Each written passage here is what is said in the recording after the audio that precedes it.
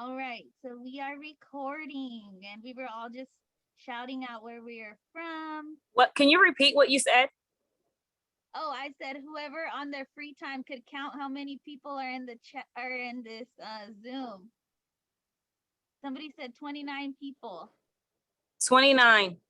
Ooh, that is so cool. All right, so we can go in and we're just gonna review kind of what we talked about last week. So last week we started with chapter 1.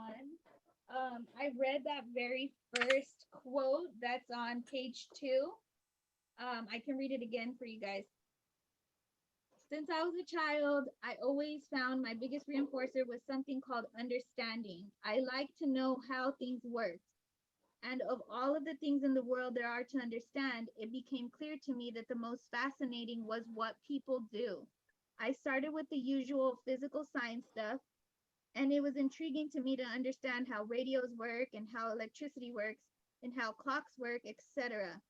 But when it became clear to me that we could also learn how people work, not just biologically, but behaviorally, I thought that's the best of all.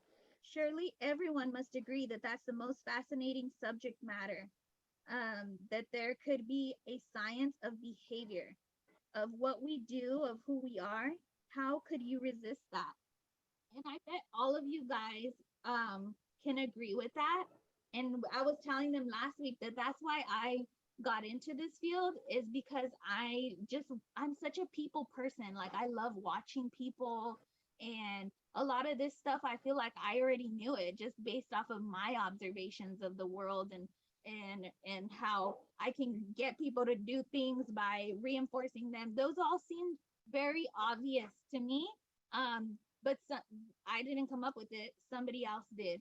And so we just started talking about like how amazing our science is, and what we do. um, and so yeah, so we went into science first, because of course, in order for you to understand ABA, you have to understand science, because that is what this is, right? We are a science. We're the science of behavior. So it's just so amazing to me. I love it. I was telling them about how it's like a superpower, right? So once you understand it, you're like, oh my gosh, I can do anything with this. I can train my dog.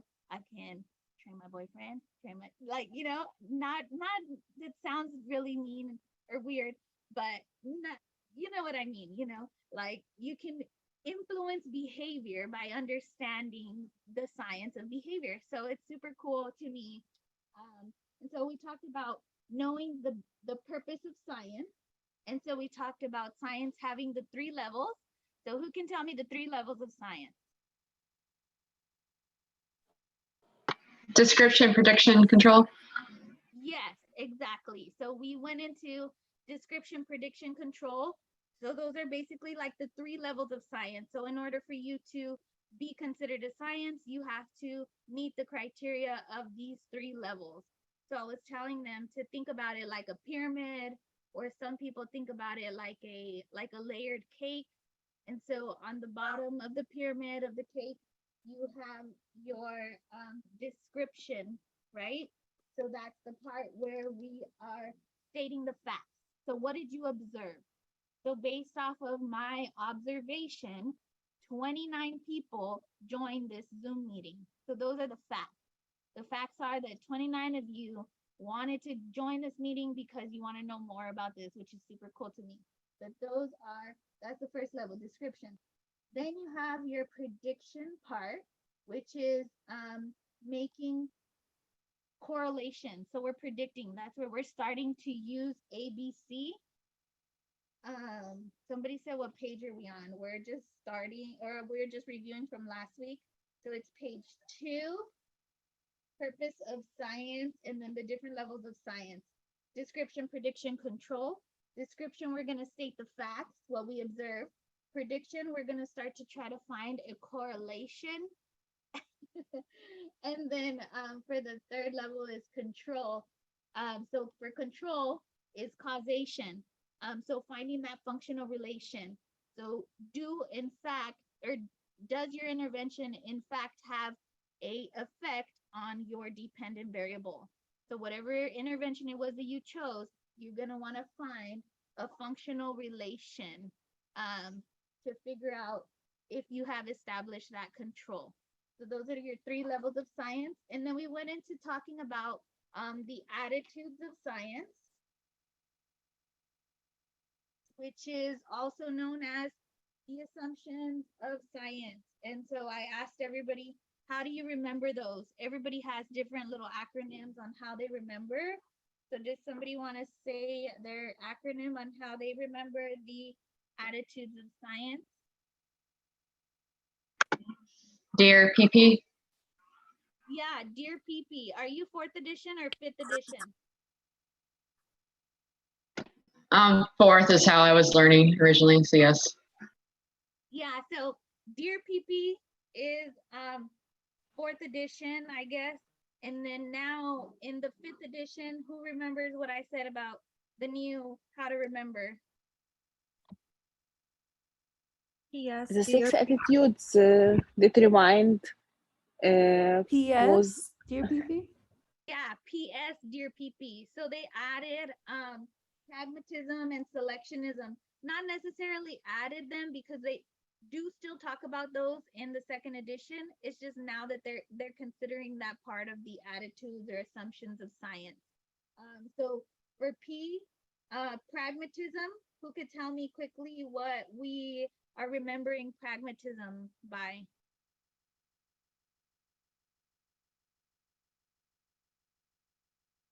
So pragmatism is going to be the simplest, the most practical approach.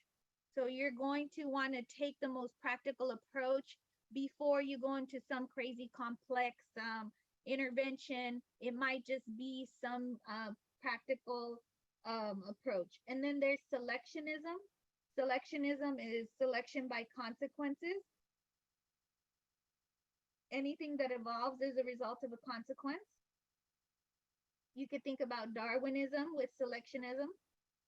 And then you have the regular Dear PP, which is determinism. I love talking about determinism, even like with my clients, like with the parents. When I'm describing ABA to them, I'm telling them we study something that's called determinism. So what determinism is, it states that the world is a lawful place. Nothing ever happens for no reason. And you guys, when you become BCBAs, the fullest explanation is parsimony. We'll get to that one. They're different. What were you saying? I lose track of the chat. Were you talking about parsimony? No, we were talking, determinism. So determinism, everything happens for a reason. The world is a lawful place. And so you guys, when you become BCBAs, you're going to see like parents or your RBTs are going to be like, oh, I don't know. He just hit his head for no reason or whatever. They'll just say, oh, it just happened out of the blue for no reason. And you as a behavior analyst, as a BCBA, you're like, no, nothing ever happens for no reason. So there has to be a reason behind it. So that is that cause and effect aspect. And then you have empiricism. Empiricism is stating the facts. So being objective, using those observations. And last week somebody said that they associate empiricism and description, kind of same type of deal. Okay, and then experimentation. So experimentation is manipulating, finding that functional relation, goes back to Darwin and Skinner and all of that. Experimentation. Replication has to do with repeatability and reliability and believability. So, okay, it worked this one time, but will it work 3 times or 4 times or 5 times?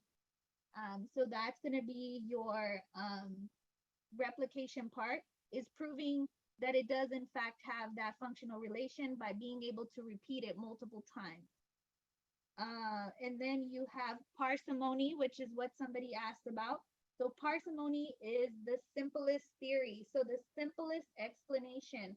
So what I told them last week is I always think about parsimony as like, okay, as a BCBA, when somebody comes to me with a problem, I always have my little parsimony hat on, right? I'm like, okay, let's think about it in the simplest way first, and then we'll get complex.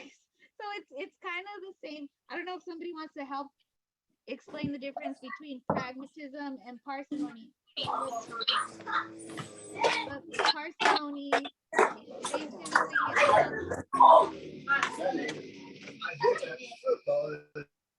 where his basic needs met, right? So I always ask the therapist, okay, well, did he eat? Is he thirsty? Has he slept? So let's first think about the simplest approach before we get all complex, like, oh, the function of the behavior is blah blah blah blah blah. But really, it's like, oh, he's just thirsty. So that's parsimony. Philosophical doubt. Every scientist should have some healthy amount of philosophical doubt. So philosophical doubt is just basically healthy skepticism. So we're always questioning the truth. And then you guys can see how our field is so ever changing. Um, and we're always questioning it. So, is requiring eye contact really ethical? You always want to question it and think about it, like, do I look at people every single time I talk to them? Do I lock eyes with them for however long amount of time you're expecting this child to do it? Is it a good idea for me to DTT with this 2-year-old for 8 hours at the table? Maybe not. So I'm having that healthy skepticism, your philosophical doubt. So that was just really quickly summarizing what we went over last week. Do you guys have any questions or anything to add? I feel like I'm just talking. Nope, all is good. I needed a little sip break.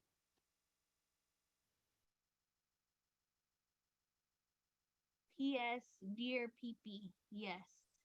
Or Dear PPPS. Yeah, however you want to remember it. The PS, I think, is the only different. Somebody said, I feel like task list B is intense. And what did PS stand for? PS stands for, can somebody else answer it? What the PS stands for? Pragmatism and selectionism. Yes, perfect. I always thought that these were the hardest because it's not stuff that I think about every day when I'm in the field. I'm not thinking about the assumptions of science or the layers of science, none of that. And so that's why I felt like I had to study this a little bit harder, because I don't do this every day hands on. I'm not talking about it every single day, philosophical doubt and parsimony and all of that stuff. Okay, so we went through the assumptions of science, and then where we left off last week, we started going into the branches. We started going into the different branches of behavior analysis. And so on page 10, it starts talking about the experimental analysis of behavior. So here's a quote from Skinner. He says, science is a search for order. It begins as we all begin, by observing single episodes, but it quickly passes on to the general rule, to scientific law. So we started talking about EAB, which is experimental analysis of behavior. So who can tell me? And we got pretty deep into EAB, which you can. So let's try not to get too intense, but who can tell me about EAB?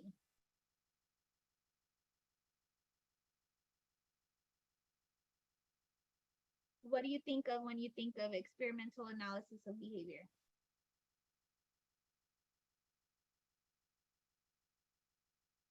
That was Skinner doing his experiments. Yeah, perfect. Somebody said lab, in a lab, research lab. So yeah, it's all of that,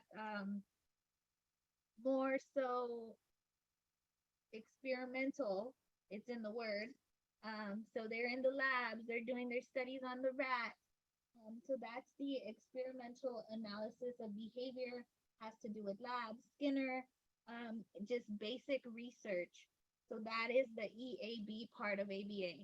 So if you guys continue in the field of ABA and you decide you don't want to go the clinical route, you can go the research route. And so that's going to be where you're going to be applying those EAB principles. Okay. So then, experimental analysis of behavior. What about page 11 started talking about Skinner's radical behaviorism? Who wants to talk about Skinner's radical behaviorism? What makes it so radical?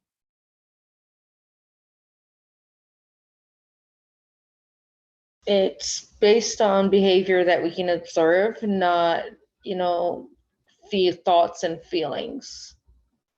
Although we recognize thoughts and feelings, we base our methodologies on things that we can see within the environment. It includes the private events, not just something observable. So that's why I think of it as like it's radical. I think it's something private. So radical is like, we have to consider the private events and their effects on the individual. So we're starting to consider them. So that was what makes them so radical, is like self-instruction, self-management, thinking. We're starting to consider those into our research when we're observing behavior. Seek to understand all human behavior, what is inside the skin, and how do we know about it? The answer is, I believe, the heart of radical behaviorism. It is far-reaching and thoroughgoing.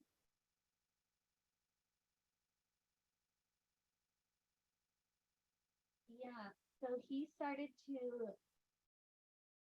I always just think about like, so when I was studying for my exam, like Skinner was this hippie and he was just like all radical, like, and then I also took a bunch of the snaba stuff. So they have like a lot of funny ways of remembering things, and they like tell you to like draw a little joint next to radical. Like Skinner was this radical dude. So that can be like a funny way to remember it, like she was saying. Okay. So then it goes into talking about ABA, applied behavior analysis. So this is what you guys are all about. So if somebody asks you, what do you do? What do you tell them? This is something that I always ask my RBTs. Like, what is ABA? What is ABA to you?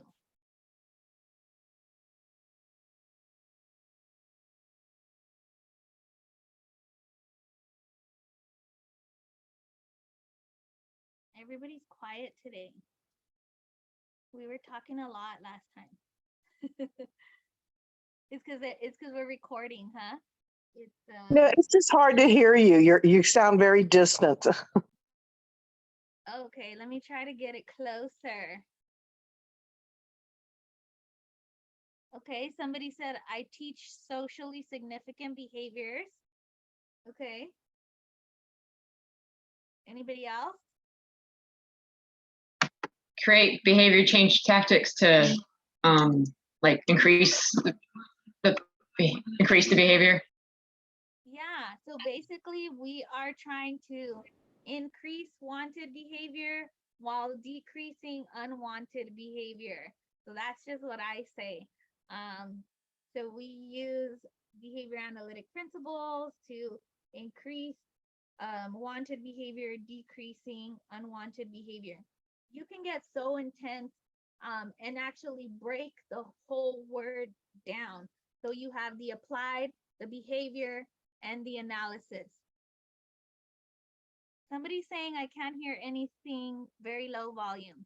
Does everybody else have that problem? I could put my headphones on.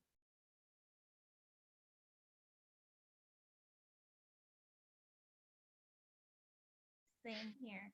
Yeah, you do sound very low. So when everyone else is talking, I can hear them pretty loud. Okay, hold on. You guys talk about ABA for a second. I'm gonna go get my headphones.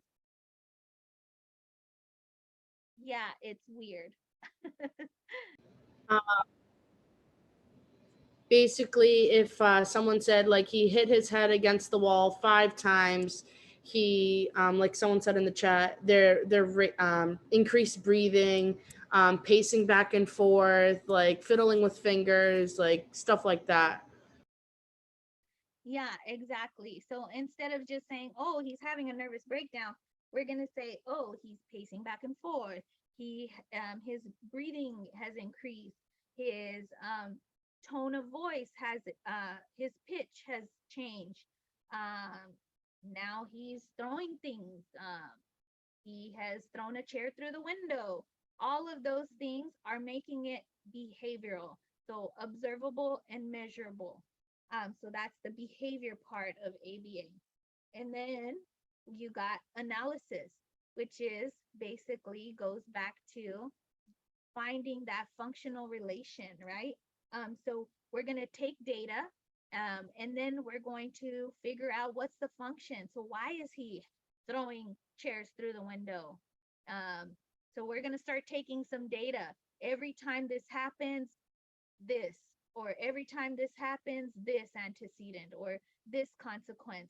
So we start to look at it and we start to form those functional relations. So that's breaking down what you do into literally every single word. So applied, making sure that it's socially significant. Behavioral, making sure that you're stating the facts in observable, measurable terms. And analysis is taking some data and figuring out what's going on, figuring out some type of functional relation. Okay, cool. So that is the ABA one. So then,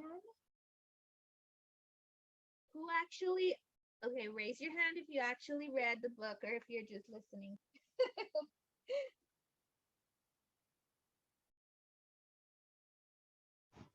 I'll be honest, I usually just kind of go to the end and read up on the summaries. I was definitely the same way. But when you actually do sit down and read it, you have like these light bulb moments where you're like, oh, that makes total sense. I should have read that. But that's the way that I was through school, so don't feel bad.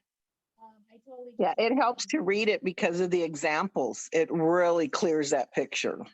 Yes, it really does. It has really good examples. And I have the second edition at work, and so I still read that one too because it has different examples. So like I'll take it wherever you could give it.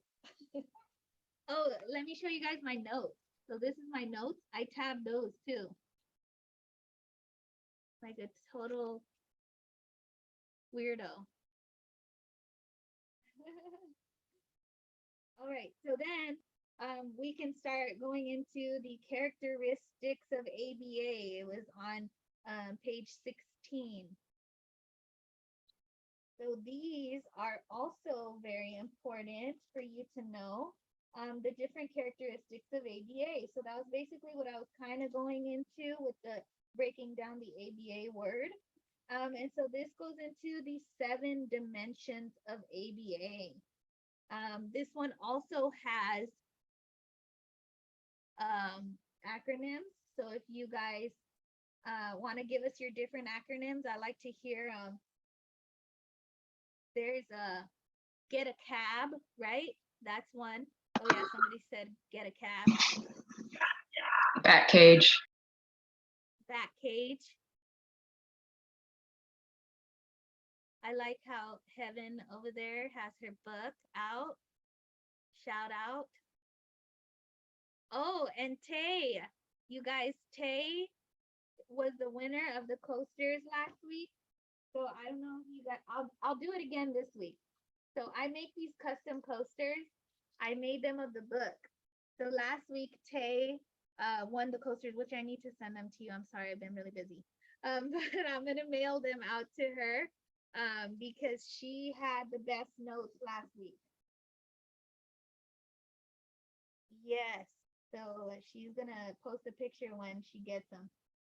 And I can do it again this week. Whoever posts their notes on the page, I'll send you guys some coasters.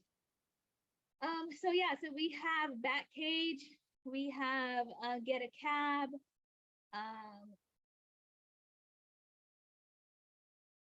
okay, so those are going to be, should we go off of Bat Cage? Yeah, I like that one. Okay, so Bat Cage is going to be who can tell me the B? The dimensions of ABA. Who can guess what the B stands for? Behavioral. Yes, 33 people. Woohoo! Thanks, Sandra, for keeping count and being observable, measurable, and using your, what is it, the first level of science? Yeah, behavioral. So behavioral is clear and concise, observable, measurable. Are we speaking in objective language? Are you being complete, concise? Give me the operational definition. So we already talked about being more observable. So we can't just say, oh, he had a nervous breakdown. We need to talk about what's going on. So tell me what really happened, what happened before, what happened after. So just making sure that you're using your behavioral language. And this is one of like my biggest pet peeves whenever like the therapists are writing session notes. Because once you guys become a BCBA, you're gonna have to like audit their notes or look at their notes, and you're gonna be like, really? Had a great day? Can you be a little bit more behavioral? Had a great day isn't really telling me much. So you guys will see once you are like really behavior snobs, you're like, excuse me, you need to tell me in observable, measurable, be clear and concise. Yes, Stacy, she has her hand raised.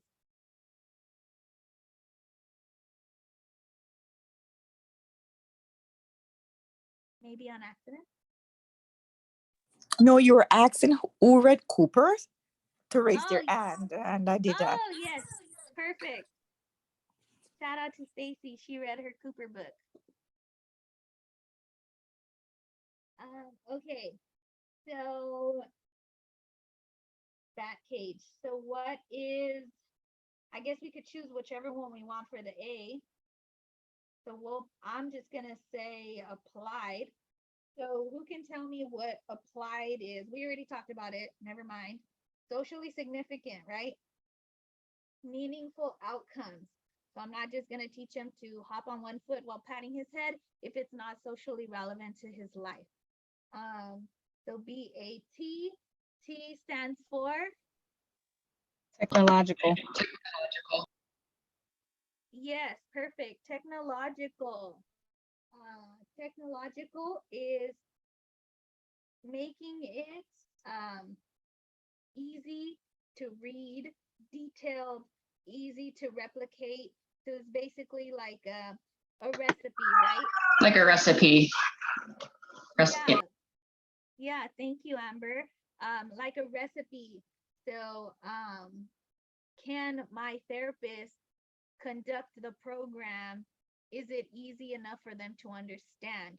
And so I write it out a certain way, but I don't know if they are going to understand it. So that's gets more into like being a supervisor and making sure that you are providing BST and all of that. But that's why I like to have them read it. I'm like, read it and let me know if it makes sense. And they're like, oh no, I have a little question on this and this and that. And so that tells me that I need to fix it. I need to make it so that they can understand it without me having to tell them in case I'm not there, right? Or in case somebody subs my session or something like that.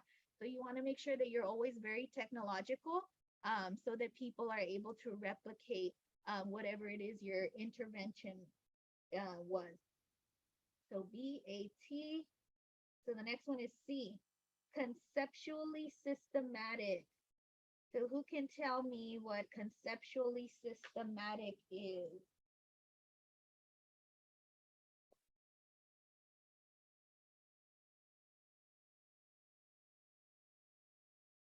Is it in the chat? Conceptually systematic is using the basic principles of ABA. So whatever it is that you do, you want to make sure that you are using, yes, exactly what Erica said, using ABA principles to guide our intervention. So it has to be backed by science in order for us as BCBAs to ethically implement that intervention. So we are going to come in contact with SLPs and OTs, and we're going to have to collaborate care. But a lot of times, the interventions that they choose might not be conceptually systematic. So basically, they are not following the basic principles of ABA. They're not studies that we have researched. And so we cannot implement those per our ethics code because they are not conceptually systematic. So who can give me an example of something that might not be conceptually systematic? Or I guess the other way, something that is conceptually systematic. So a type of intervention that you know for a fact is ABA.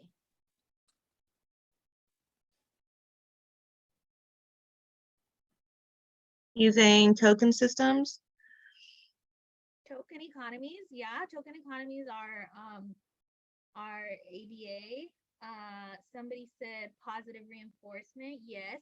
Visuals, extinction. Extinction, all of those are behavioral principles that we have studied and that we know for a fact are backed by science and are conceptually systematic in that way.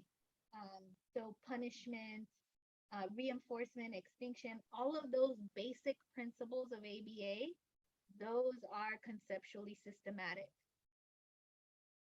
Okay, so we did BAT and then cage. C, conceptually systematic.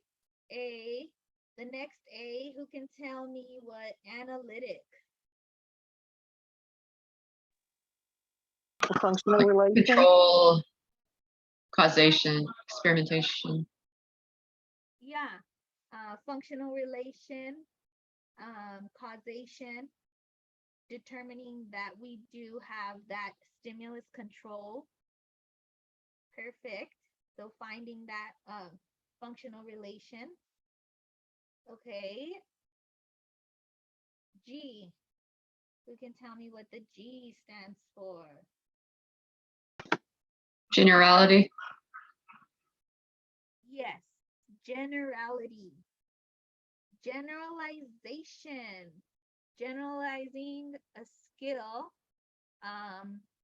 is telling us that our intervention has indeed worked. This client is able to generalize this skill across settings, across stimuli, across instructors. And that's like our ultimate goal, right? I don't want to just teach him how to tact green at the table in his ABA clinic.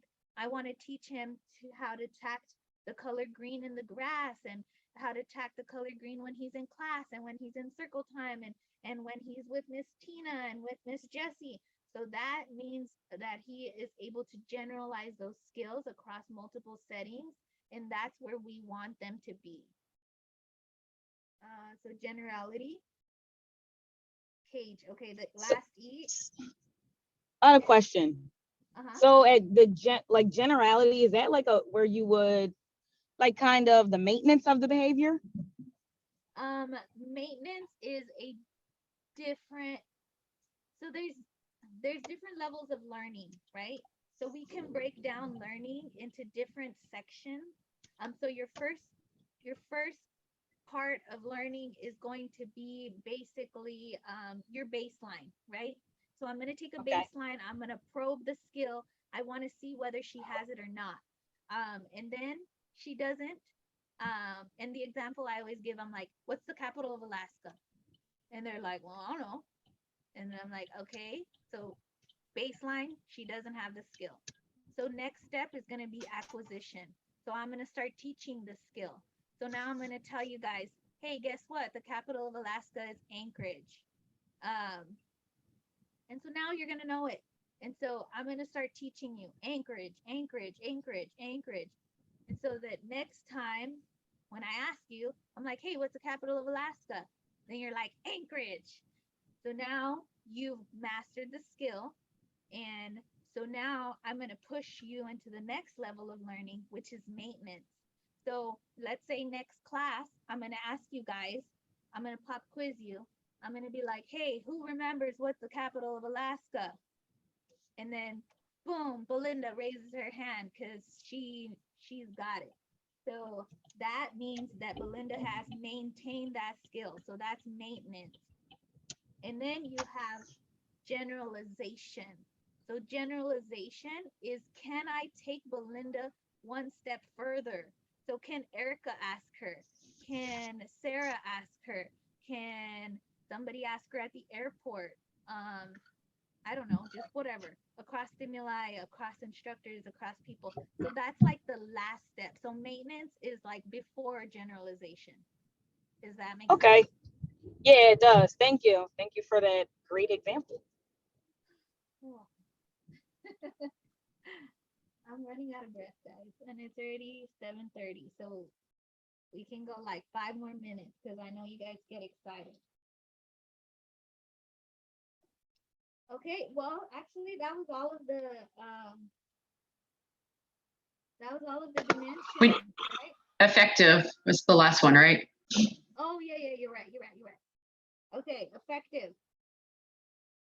So who can tell me what effective means?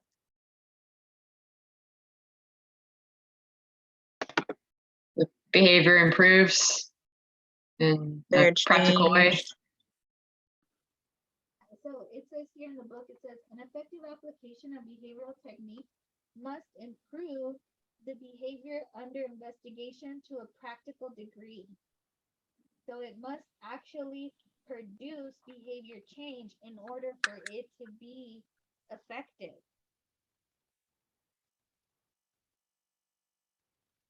So basically saying it worked. Yeah. So it indeed worked. She got it.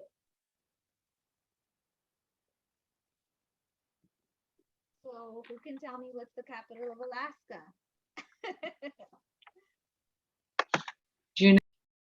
It's Juneau. I thought it was Anchorage. You are lying. I think that's the most popular city, right? Oh I think my so. God. So I just taught a bad skill. Well, that was a terrible example then. I'm so sorry, you guys. But hey, that if nobody went and Googled it, I would have said, and you guys would have said Anchorage, then that would have meant that my intervention was effective. Who thought it was Anchorage?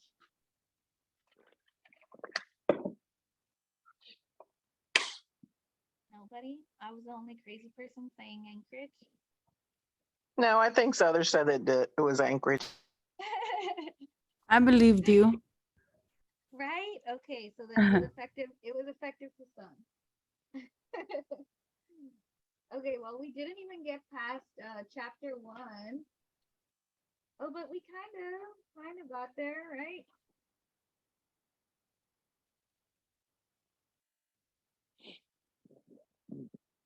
I don't know. I guess we could open the last 5 minutes to any questions. Does anybody have any questions on chapter 1 or anything to add? You're more than welcome to tell me that Anchorage is not the capital of Alaska.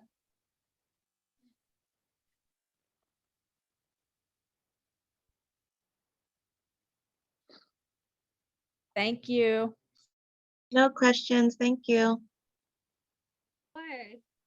Okay, well, if you guys want to submit your notes, and then whoever has the best notes, then I'll send you guys some coasters for free. And thank you to whoever cash out to me. That was so nice. I'll see you guys next week. Thank you. Okay, Bye. thank you so much. It was great. Thank you. Bye. Thank you. Thank you.